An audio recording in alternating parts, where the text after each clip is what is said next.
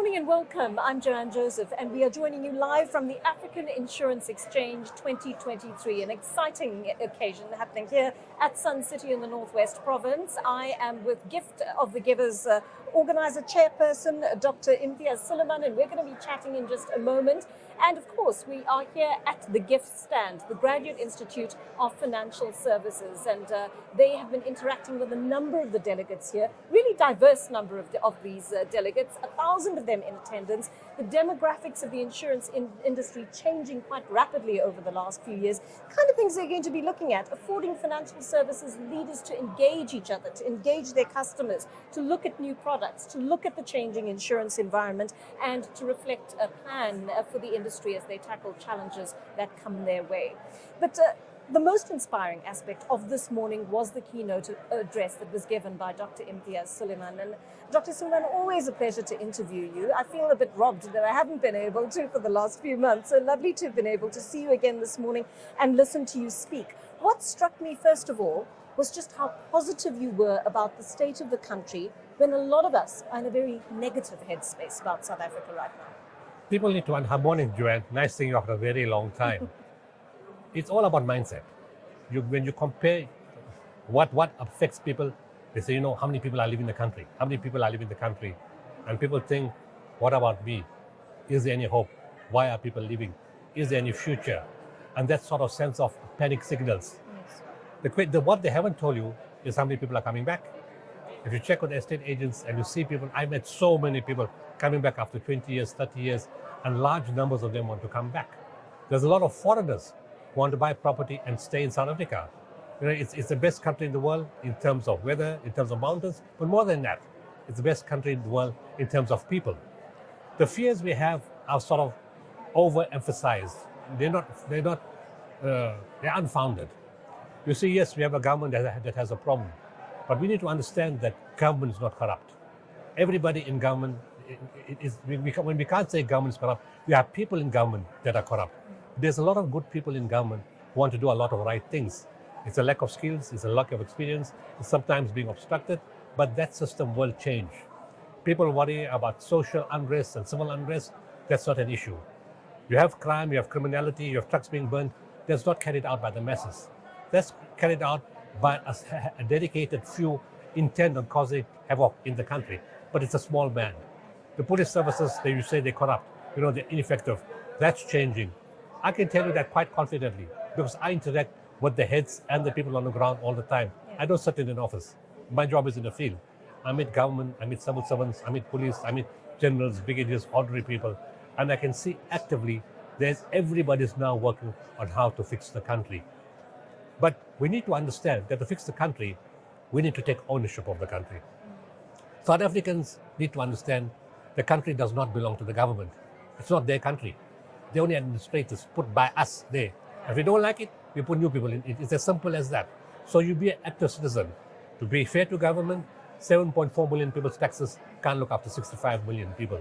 So all of us, individual person, professional, small shop guy, taxi driver, all of us, we have some means, let's put it together and do our bit. And that movement has already started. What I was quite heartened by, Dr. Sooliman, was what I perceived to be a problem in corporate South Africa prior to COVID, which was that corporate social responsibility was not being taken seriously, and that it was really a habit to put profit before people. Did you sense any kind of shift in that? The shift has been huge, Joanne. In the past, corporates they had CSI divisions, and to be blunt, most of them were just token divisions in the company to say that we're following the law. It was more about following the law rather than believing in the need to help people in difficulty. But something changed during COVID. For the first time in our lives, we got called not by the CSI, but the MDs and CEOs of companies. And for the first time, they were not interested in VE points or the tax certificate or getting some media coverage. They were genuinely sincere about how to help the country. And they questioned each one of them. They could have workshopped this. All of them called independently and they all asked the same question. How do we save our people and how do we save the country? When that happens, you feel, from a spiritual point of view, you feel blessings come into the company. We have an Arabic word, it's called barakah, meaning blessings in abundance. You can hear the genuineness in the voice of the person that speaks. And that trend carried on throughout the year.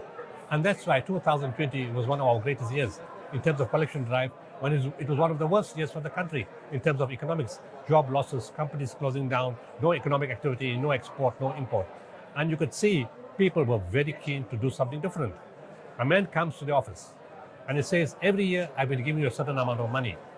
This year, I haven't made any business for 3 months, not 1 cent in 3 months. I'm going to give you 4 times the amount that I gave you previously. Because he said, I'm suffering what's happening to the people outside. And corporate South Africa said, for the first time, we understand what pain and suffering is all about, and we want to change our system. In 2021, when civil unrest took place, you would think that the corporates would be angry because they lost shops, they lost malls, they lost warehouses, they lost trucks and forklifts. Those are the guys who called first and said, we've lost everything, but we want to help our nation. And they're the first ones to put money down, and not small money, big money. Came the floods, 11th April 2022. That night at 5:30, the water rose 8 meters in 45 minutes. And I thought the only calls I'm going to get is from people in trouble. Want a boat, want a helicopter, want a diver, want earth-moving equipment, the boundary wall fell down. No such thing. The only calls came from corporate South Africa, and the timing, right till 1 a.m. They're not making business. They're not making profits. They're not doing deals. They're giving away money. And they're asking, what can we do to save our people in distress? What do you need? How can we help our people? And this carries a lot of weight, considering that the civil unrest you think would anger people or make them bitter. And yet a year later, they're very willing to make a meaningful intervention. That spirit has continued, but more and more corporates getting involved, and more frequently. It's not like I gave you something on the 1st of July, I'll see you next year on the 1st of July again. No, it's more frequent. Now, because of virtual discussion, they call you on Christmas Day, on New Year's Day, on 31st December. We're on holiday, we got free time. We have to put that money to your account right now. 31st December last year, we got calls from a number of people. They want bank details to put money into the account. Now, let's be honest. From 1st December, which South African works? 30th November, we shut down. Yeah. And it's been really heartening. And the volume, and it's not only about the money. They're saying our staff and us as the top management need to see what's happening on the ground. We want to understand the pain of people. And that's made a huge, huge difference. That's wonderful. But it's also a testament to the kind of work that you are doing. I've got a final question for you on the issue of education. Because we're sitting here at the Graduate Institute of Financial Services stand today, and this is an organization that is committed to ensuring that future generations are educated. What do you think our education in this country needs to be infused with in order for our children, South African children, all children who are resident in South Africa and who are learning in South Africa, in order for them to be able to secure a future? We have to make kids patriotic. They need to understand that this is their country. Yes, it has flaws, and there's problems and there's difficulties. Every country's got that. So the first thing is to make them understand that you have to be a patriot. And a patriot will do everything possible for his or her country. Secondly, to infuse that patriotism, we need to take care of the kids. We need an education system that has adequate amount of teachers. Teachers not only who are academically inclined, but teachers who are spiritually inclined, who have compassion, who have love. Because remember, a lot of these children come from very damaged homes. Alcoholic parents, parents not working, gender-based violence, friction in the house, no hunger, no food, no means of support. And they come from very, very broken homes. And you find that they cover a lot of trauma. You can't do educational academics or learning, but if you haven't addressed a situation of trauma. And so you need additional teachers so you don't have 50 kids in a class. In addition to that, you need teachers who are compassionate and caring. In addition to that, we need the old system. In my time, it was called right living. I don't know what other people call it.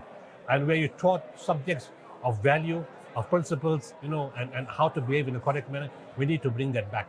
But not only by bringing it back, the teachers and the management and the staff and the governing body has to live by what they teach. You have to be an example. And parents have a huge role to play with that you have been an example to your kid. The other thing that we need to bring to education is more special education needs teachers. There's so many kids with learning disorders they're just going to fall on the wayside because nobody to take care of them. We don't have enough of those specialists. We need to bring more of those into a normal school system and call it full service school, which some schools are like that. We need to bring that into the system. And then to completely round off the school, you need sports facilities, to make the child have some energy used positively.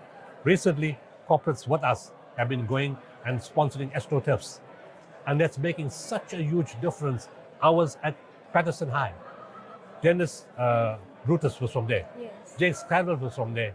And the first anti-apartheid person who died in detention, Botha, was also from there. And the teacher said, since we've put in this AstroTurf, the kids don't sit outside smoking anymore. They all come in to play netball or hockey or soccer. And it's driving negative energy into positive energy, which is important for the fulfillment of the teaching. The last part, in every school, we've got to have water. You can't have a school running that the kids can't go to the ablution block. So proper toilets and water for drinking and for cleaning is critical. And corporates can play a big role in funding this. Government itself can't do it on its own. Dr. Sooliman, always a joy speaking to you, and I want to thank you and your organization, again, your entire team, for what you do for our country and for human beings all over the world in distress who need you. Thank you for being with us this morning. Thank you very much, Joanne.